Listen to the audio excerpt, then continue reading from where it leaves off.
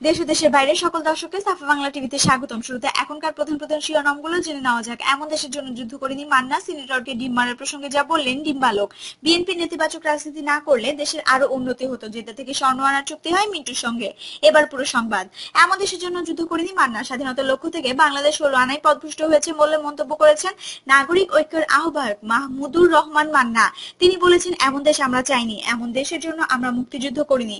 মঙ্গলবার সকাল 9:30টায় সাভারের জাতীয় স্মৃতিসৌধে মহান মুক্তিযুদ্ধে শহীদদের প্রতি শ্রদ্ধা নিবেদন শেষে তিনি এই কথা বলেন।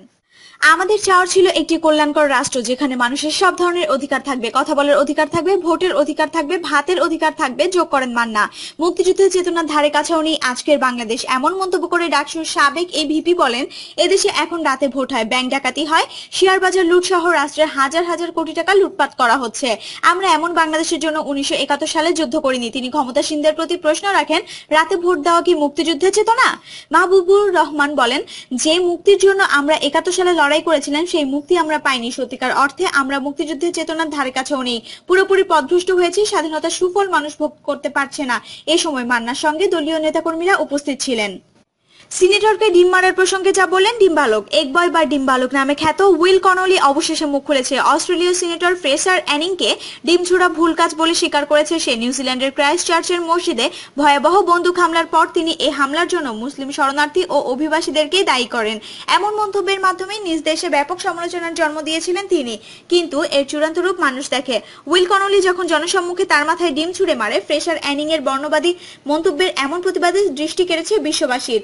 কনলিবির আখ্যা পেয়েছে, তবে এবার সে নিজেই জানালো ডিম মারা উচিত হয়নি। 17 বছর বয়সী উইল কনলি বলে, আমি বুঝতে পারছি যে আমি যা করেছি তা ঠিক ছিল না। একই সঙ্গে কেন কিছু মানুষ এ নিয়ে উৎসাহ দেখাচ্ছে তাও আমি জানি। কাউকে শারীরিকভাবে লাঞ্ছিত করার কোনো কারণই ছিল না। তবে সে জানিয়েছে তার মা এই প্রতিবাদের জন্য তাকে সমর্থন দিলেও সে যেভাবে প্রতিবাদ জানিয়েছে তাতে সমর্থন দেননি। উইলের মতে কাজটি যদিও করা ঠিক হয়নি, তবে এর ফলে মানুষ একত্রিত হয়েছে, অর্থদান করেছে। হামলায় ক্ষতিগ্রস্তদের জন্য হাজার হাজার ডলার সাহায্য জমা হয়েছে। এই সময় উইল নিজেকে রাজনৈতিক আদর্শ নয়, একজন মানবতাবাদী হিসেবে দাবি করে। সে জানায়, সিনেটর ফ্রেসারের ওই বক্তব্য শোনার 1 ঘন্টার মাথায় সে তার মাথায় ডিম মারে। সে বলে, আমি শুধু মজা করতেই চেয়েছিলাম, বন্ধুদেরকে দেখাতাম আমি কি করেছি।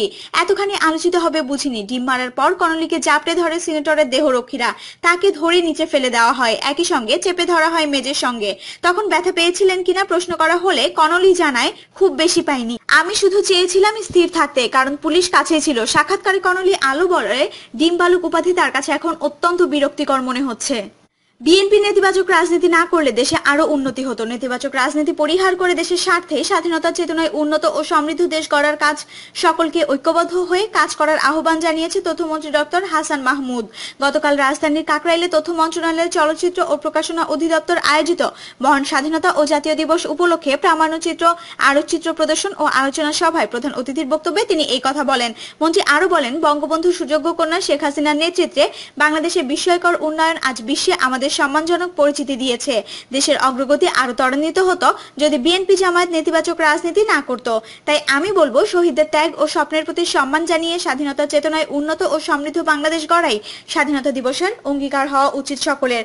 মন্ত্রী বলেন, 75-এ বঙ্গবন্ধুকে নির্মমভাবে হত্যার পর থেকে তার নাম ইতিহাস থেকে মুছে ফেলার অপচেষ্টা চলছে, কিন্তু সেই অপচেষ্টাকারীরাই ইতিহাস থেকে মুছে গেছে, আর বঙ্গবন্ধু রয়েছেন চিরঞ্জীব হয়ে। 71-এর মর্মান্তিক গণহত্যা প্রসঙ্গে বিএনপির সমালোচনা করে তথ্যমন্ত্রী বলেন, 25শে মার্চ ছিল গণহত্যা দিবস।